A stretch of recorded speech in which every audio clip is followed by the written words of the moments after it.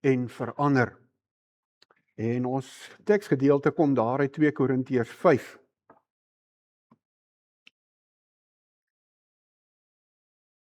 Het jy al ooit beleef dat jy doen alles wat jy dink God wil hê jy moet doen? Jy probeer hard om te lewe soos wat die Here wil hê jy moet lewe, maar tog voel dit asof jy ver van die Here af is. Tog voel dit asof jy leeg is. Jy sal byvoorbeeld Bybel lees en jy bid en jy vergewe mense soos jy glo God wil hê jy moet vergewe, jy probeer om jou nie te bekommer nie, en so sou ons 'n hele lys goeders kon noem wat ons dink God wil hê ons moet doen. En ons doen dit alles en nog steeds voel ons leeg, en dit voel vir ons asof ons lewe nie verander soos wat ons graag wil hê dit moet verander nie. Al probeer ons hoe hard. Ons voel dalk soos wat hierdie prentjie wat ons hier in die Pinkstertyd na gekyk het, illustreer. Ons lees in die Bybel, of ons hoor 'n preek, of ons weet in ons hart iets wat die Here wil hê, dis daai ideaal waarby ons wil uitkom. En dan probeer ons hard om dit te doen. Ons lees daaroor, en ons dink daaroor, en ons probeer dit doen, maar die hele tyd is dit soos daai rooi stippellyn. Ons kom net nie heeltemal daar nie. En na al my pogingsinspanning, dan voel ek gefrustreerd. Ek voel skuldig. Ek is eintlik skaam. En dit maak my eintlik onrustig en angstig. Omdat ek weet, ek is nie daar waar ek glo God wil hê ek moet wees nie.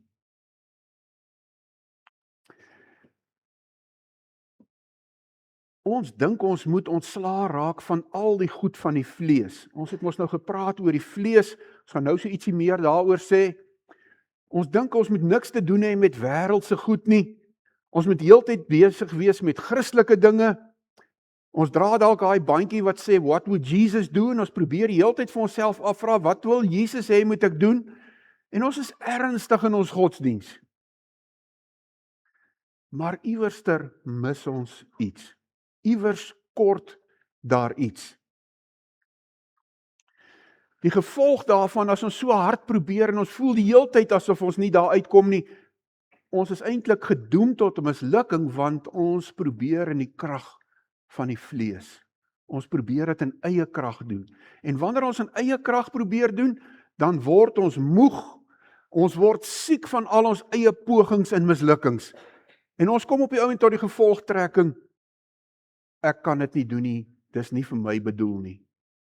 En dan begin my begeerte om God te dien, taan. Dit word al flouer en flouer, en ek begin dink ek is te sleg vir God se liefde.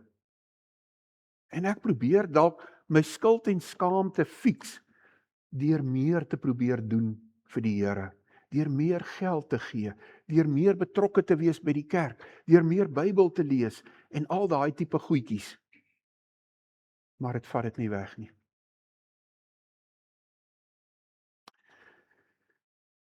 Baie keer sukkel ons as gelowiges nie met louheid nie, ons sukkel nie met afvalligheid in die sin dat, soos die Engelsman sê, ons het gebackslide nie, maar ons sukkel met 'n ander ding, en daai ding se naam is selfredding.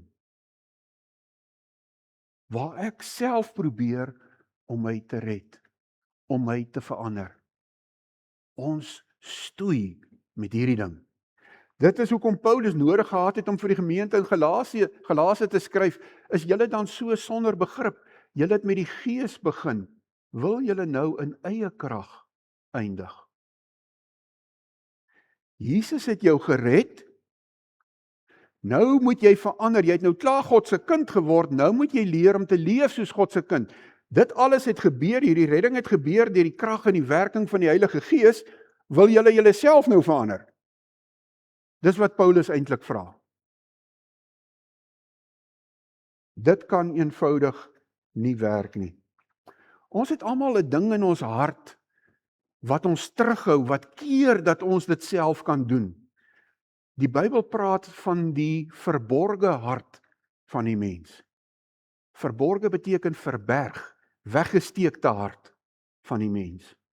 Daar's iets hier binnekant wat ons vir mense wegsteek, wat ons selfs vir God wegsteek, wat ons baie keer self nie eers mooi besef nie, wat eintlik ons lewe beheer. As ek dit nou met 'n prentjie kan voorstel, of eers met die teksgedeelte, die hart is bedriegliker as enige iets anders. Hy is ongeneeslik. Wie kan hom verstaan? En dit is so dat ons kom baie keer op 'n plek waar as ek my kom kry, dan het ek iets gedoen wat ek gedink het ek sal nooit doen nie. Of wat ek geweet het ek moenie doen nie. Maar nou het ek dit gedoen. En dit gaan oor hierdie versie, die bedrieglikheid van my hart. As ons dit so kan voorstel, 'n mens se lewe bestaan uit twee groot aspekte. Die een deel, daai driehoekie, is my bewussyn. Dit is dit wat ek weet en wat ek doelbewus dink. Maar onder die oppervlakte is my onderbewussyn. En baie keer dryf my onderbewussyn dit wat ek doen. Dit dryf my dade, my lewe. As ek nou 'n voorbeeld kan noem daarvan, kom ons sê ek het iets, ek lees 'n gedeelte in die Bybel en terwyl ek dit lees, is dit asof daar iets in my hart is wat daarteen skop. Wat sê nee. Dit kom uit my onderbewussyn. Met my kop sê ek wil die Here dien, maar iets hier in my onderbewussyn sê, nee, ek wil myself dien. En as ek my kom kry, dan het ek weer gedoen dit wat hierdie goed wat onder die oppervlak lê, sê. Byvoorbeeld, as ek as kind iets beleef het wat vir my baie sleg was, en wat my magteloos laat voel het, en nou beleef ek as groot mens weer so iets, nou dink ek nie bewustelik daaraan nie, maar uit my onderbewussyn kom daar goed op, wat maak dat ek op 'n spesifieke manier optree. Ek kry dalk 'n woede-uitbarsting. Of ek raak gefrustreerd en ongeduldig. En ek kan nie verstaan, hoekom voel ek nou so nie? Dis alles goed wat uit my onderbewussyn opkom. En wat dan my gedrag bepaal. So, hoe weet ons wanneer, en as ek nou so kan sê, eers daai goed wat so uit my onderbewussyn kom, is nog die vlees. Ek het al gekies om die Here te dien, maar as ek my kom kry, dan doen ek weer goed wat anders is as wat ek weet die Here wil hê ek moet doen. En is asof ek myself nie kan help nie. Dis die vlees wat dit doen. Hoe weet ons wanneer ons as Christene deur ons vlees beheer word? Die eerste gedingetjie wat ek wil noem is die skuldgevoel toets. Nou die skuldgevoel toets sê, as ek agterkom, ek het iets verkeerd gedoen, ek het sonde gedoen, ek het droog gemaak, wat is my eerste instink? As jou eerste instink is, ek moet harder probeer. As jou eerste instink is, ek het meer dissipline nodig. As jou eerste instink is, ek gaan dit nou regkry hierdie keer, ek gaan nou nie weer toelaat dat hierdie ding oor my beheer nie. Dan wys dit, ek maak nog staat op myself, die vlees. Dis die eerste teken van in die vleeslewe is daai skuldgevoel toets. Hoe hanteer ek daai skuldgevoel? As ek dit probeer om dit self te hanteer, die vlees. As ek in daai situasie dadelik na die Here toe draai en sê, Here, ek is jammer, ek het nou weer dit gedoen. Here, ek het U hulp nodig. Dis die gees. As jy bietjie in jou eie hart jou lewe dink, wat doen jy gewoonlik eerste wanneer jy droog gemaak het? Die vlees of die gees?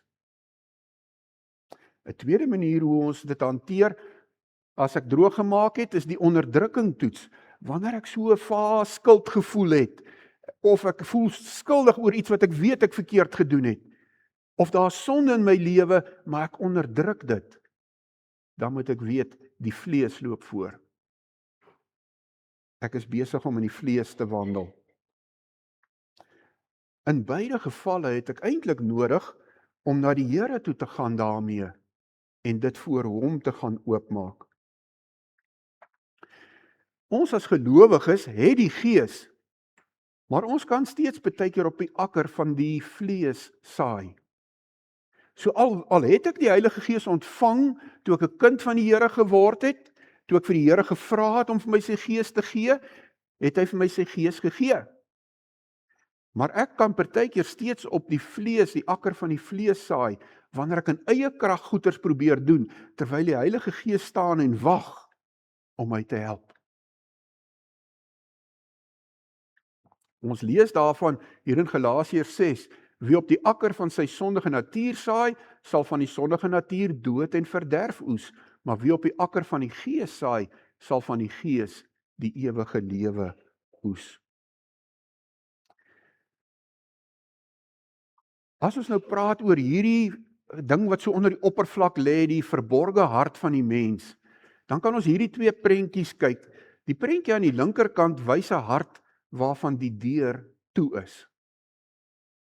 So die Here is in my lewe, maar daar's goed in my lewe wat ek nog vir hom wegsteek. As ek byvoorbeeld Bybel lees en ek lees iets en ek dink in my hart, maar dit wat die Here hier vra is onmoontlik. Maar nou dink ek, "Sjoe, ek kan nie dit vir die Here sê nie, nou steek ek dit vir hom weg." Dan maak ek eintlik daai deel van my hart vir die Here toe. En dan wandel ek in die vlees. Die ander prentjie met die ouetjie wat so glimlag, is 'n hartjie met 'n oop deur. Wanneer ek dit beleef en ek voel hier is iets in my hart wat sê, "Here, maar dis onmoontlik," dan sê ek, "Here, toe ek nou hierdie gedeelte in die Bybel lees, toe kom hierdie ding in my hart op wat sê, maar dis mos onmoontlik. Here, ek weet nie hoekom het dit opgekom nie, waar kom dit vandaan? Sal U my kom help hiermee? Sal U dit kom regmaak in my hart asseblief? Ek maak dit oop vir die Here." Dis wat die Here wil hê ons moet doen. Ons moet dit nie vir hom wegsteek nie. In elkeen van ons se hart is daar nog oorblyfsels van die sonde, van ou gewoontes, van ou denkpatrone en van verkeerde begeertes. Dit lê alles nog hier onder die oppervlak in ons harte en ons lewe. Ons almal sukkel nog met dit. Maar die manier om dit te hanteer is nie om dit vir God weg te steek nie. Die manier om dit te hanteer en om daarvan te verander, is om dit voor hom te kom oopmaak.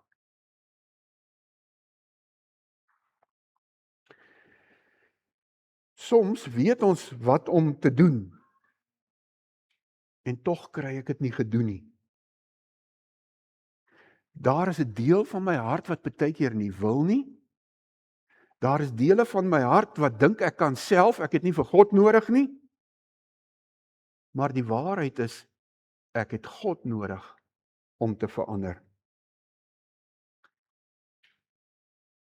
Intimiteit met God is nodig om ons te verander. In hierdie gedeelte sê Jesus, ek bid dat hulle almal, nou praat hy van die gelowiges, dat hulle almal een mag wees, net soos U Vader in my is en ek in U, dat hulle ook in ons mag wees, sodat die wêreld kan glo dat U my gestuur het. So, hierso sê Jesus, ons kort 'n diep intimiteit met God. Hy bid en hy vra, Vader, mag hulle met ons intiem wees, net soos wat ek en U met mekaar intiem is.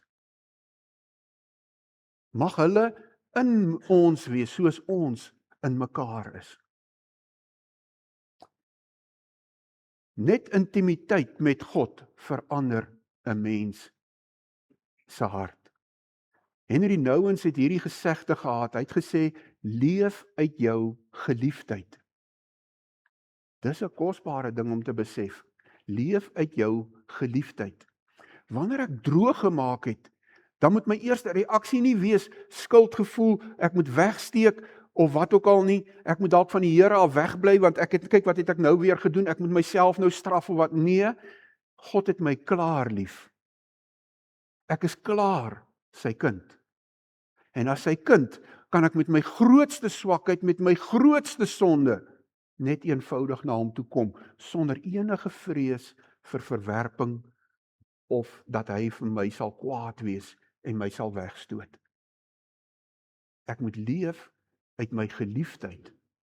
En daarom, omdat ek sy geliefde is, kan ek met my grootste swakheid na hom toe kom en dit voor hom kom oopgooi.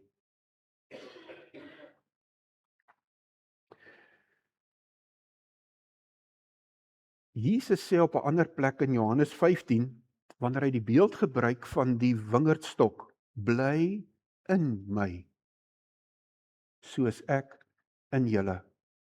En as ons nou die prentjie dink van 'n wingerdstok, wat gebeur met 'n loot as hy afgesny word van die wingerdstok en daai koneksie verbreek word? Hy gaan dood. En die enigste manier hoe ek en jy kan verander en hoe ons die vrugte kan dra wat God wil hê ons moet dra, is ek en jy moet met hom gekonnekteer bly. Die oomblik wat ons die koneksie verbreek, kan die lewenssap van God nie deur ons vloei nie, as ons nou die beeld gebruik van 'n wingerdstok. Ek en jy kan nie vrugte vervaardig, vrugte skep nie. Dit kom uit die wingerdstok, uit Jesus. En dit kan net kom wanneer ek en jy in koneksie met hom bly. Die oomblik wat ons daai koneksie verbreek, dan kan die lewenssap nie meer vloei nie.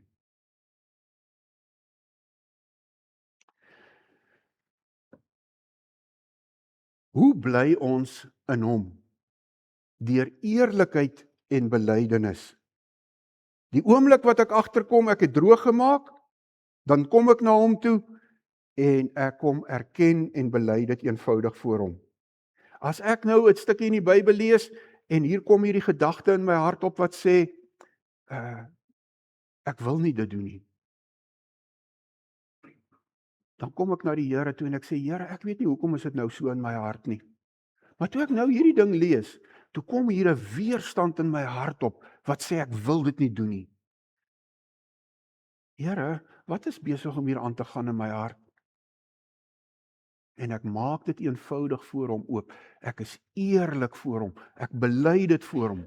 Dis die manier hoe ons sy hulp kry. Hier in 2 Korintiërs 5, dis nou ons teksgedeelte. Iemand wat aan Christus behoort is 'n nuwe mens. Die ou is verby, die nuwe het gekom. Dit alles is die werk van God. Dis nie iets wat ek en jy gedoen het nie. God het dit gedoen. Hy het ons deur Christus met homself versoen en aan ons die bediening van die versoening toevertrou. Daai woorde, dit alles is die werk van God en deur Christus is verskriklik belangrik vir ons pad saam met God. Die oomblik wat ons probeer om God se werk oor te neem, sy reddingswerk in my lewe. Sy reddingswerk het 2 fases. Die eerste fase is die fase waar hy my sy kind maak. Die tweede fase is waar hy my lewe verander en my kom vry maak van al die sonde en die hou vas van sonde in my lewe en my verander om meer soos Jesus te wees. Dis deel van sy reddingswerk. En dit alles is die werk van God. As ek dit self probeer doen, is ek gedoem tot mislukking. Dit sal net eenvoudig nooit werk nie. En hier is iets baie kosbaar wat ek met julle wil deel hieroor. Sonde, mislukking en skuldgevoel moet ons dryf na die voet van die kruis. Wanneer ek sonde in my lewe raak sien, wanneer ek misluk het in 'n ding, wanneer ek sit met skuldgevoelens, moet dit my nie van God af wegdryf nie. Dit moet my na hom toe dryf. Want by hom is daar versoening, by hom is daar vergifnis en herstel. So, hoe verander ons? Dit sluit nou aan by hierdie versie wat ons nou gelees het en ek wil 2 baie belangrike goed hieruit met julle deel. Die eerste ding is, dit alles is die werk van God en God doen 2 goed. Die eerste ding is, ons praat van oordrag of impartation. En ek wil dit nou vir julle verduidelik met 'n beeld. Ek kyk sommer gister so 'n program oor Ryno Nel wat deelgeneem het aan die wêreldkampioenskap hier in Appington vir die sterkman kompetisie van die wêreld. En hy het uitstekend gedoen en hy wen $50,000. Hy is die oorwinnaar. Toe gaan hy en hy dra al daai geld oor in sy bankrekening en sy vrou het toegang tot die bankrekening. En sy gebruik die geld sonder dat sy daarvoor gewerk of deelgeneem het. En dis wat impartation beteken. God vat dit wat Jesus verdien het en sonder dat ek en jy daarvoor gewerk het, kom gee hy dit vir jou, vir my en vir jou. En dis die enigste manier hoe ek en jy kan verander. Ons moet dit van God ontvang. Dit wat hy gee. Hy kom gee 'n nuwe hart. Hy kom gee nuwe begeertes. Hy bring in my hart nuwe liefde. En dit alles kom net van hom. En daarom, wanneer ek en jy goed in ons harte kry wat verkeerd is, wat sleg is, moet ons dit nie self probeer verander nie, ons moet dit voor hom kom oopmaak, en dan moet ons hom vra, Vader, gee my 'n nuwe hart. Gee my nuwe begeertes. En dan vertrou ek hom om daai oordrag te doen, om dit wat in Jesus is, in my te kom gee. Dis die eerste belangrike ding. Die tweede belangrike ding is, daardie woordjie versoening.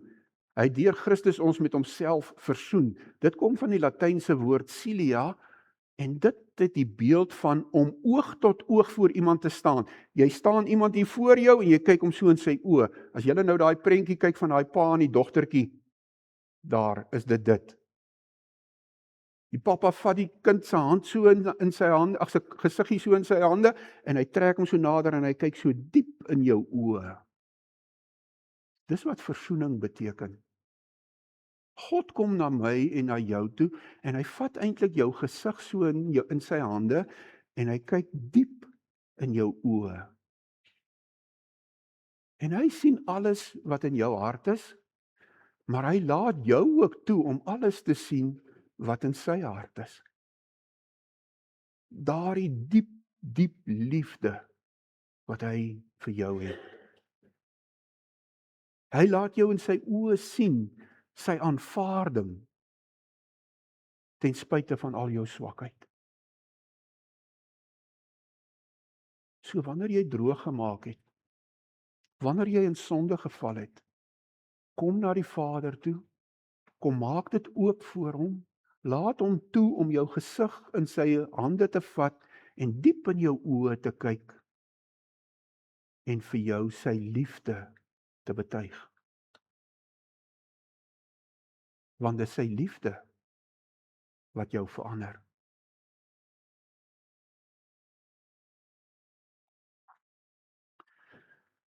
Aan die voet van die kruis, van aangesig tot aangesig met Jesus, dis waar verandering gebeur.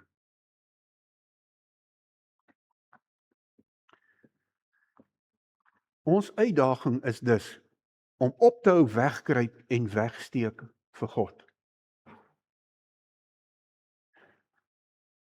En hier is 'n baie belangrike ding hieraan gekoppel. Laat God jou sien en lief hê net soos jy is, want die geheim is, God weet reeds alles van my. Hy het alles van my geweet voordat hy my geroep het om sy kind te word. En nogtans het hy my geroep om sy kind te word. Nogtans het Jesus vir my gesterf. Nogtans het hy sy gees vir my gegee. Nadat hy alles van my geweet het. Die tweede deel van hierdie ding is, ek weet nie alles van myself nie. Ek moet hom vertrou. So wanneer ek in die Bybel iets lees, en daar kom 'n weerstand teen dit wat daar staan, of ek dink in my hart, dit wat die Here nou hier vra is onmoontlik, of hier is 'n slegte begeerte in my hart, of wat ook al, hy weet dit reeds. Maar hy wag dat ek na hom toe kom in vertroue, en dit voor hom kom oopmaak en vir hom sê, Vader, ek het nie geweet, dit is in my hart nie. Dankie dat U nou toe ek hierdie gedeelte lees, vir my kom wys wat sit in my hart. Maar nou bring ek dit voor U. Here, wat gaan ons nou doen? Dis nie net ek nie, dis ek en U. Wat gaan ons nou doen? En dan wag ek vir die Here om vir my die pad te wys.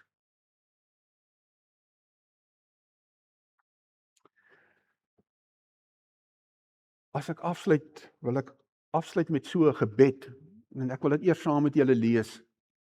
Here, ek wil nie langer probeer om my skuld en skaamte self te hanteer nie. Ek wil nie meer my eie geestelike lewe bestuur nie, of meer en meer kennis vergader nie. Ek wil U liefde ken. Here, help my om te vertrou dat U in my swakheid gaan werk, dat U mag juis werk in my swakheid. So help my om my swakheid te aanvaar en beskerm my van my instinkte wat my in eie krag laat probeer. Wys my waar ek myself probeer fix en waar goed is wat ek onderdruk. Dis die vlees, né? Help my uit my wegkruipplek kom en om te weet dat U my diep liefhet, selfs as ek myself nie liefhet nie. Ek wil jou 'n oomblik gee om sommer net so met die Here te praat en net vir hom te sê wat is in jou hart rondom dit wat die Here nou met jou gepraat het.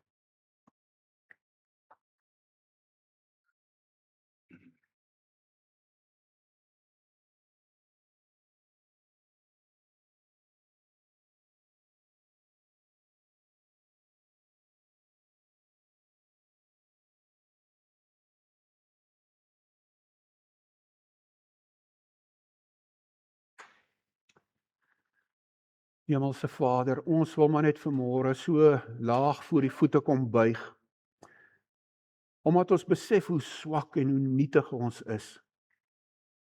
Maar terwyl ons laag buig, Here, kom ons met vertroue, met sekerheid, omdat ons weet, U liefde vir ons is groter. Dankie dat U ons U kinders gemaak het. En dat U net soos daai pappa op daai prentjie sy dogtertjie se gesig so in sy hande vat en diep in haar oogies kyk, so wil U met elkeen van ons wees. U wil naby ons wees. U wil hê dat ons harte vir U sal oopmaak. U sal toelaat om deur ons oë te kyk tot in die diepste dieptes van ons hart. Ag Here, U weet dit eintlik alles reeds. Maar U wil hê dat ons daardie keuse maak om ons harte, ons diepste wese vir U oop te maak. En om U te vertrou, om dit wat daar krom en skeef is, te kom regmaak, sodat ons meer en meer soos Jesus word. Vader, dankie dat U liefde so groot is, dat wanneer ons droog gemaak het en in sonde geval het, daarby U nie die geringste begeerte is om ons te verwerp nie. Inteendeel, daar is by U net een begeerte. My kind, kom hier dat ek jou help. Ek wil jou meer maak soos Jesus. Dankie vir U groot liefde. Dankie vir U onuitspreeklike trou met klein nietige mensie soos ons, vol foute en tekortkominge, maar geroep om U seuns en U dogters te wees. Seën ons asseblief, Vader, op hierdie pad saam met U. In Jesus naam. Amen.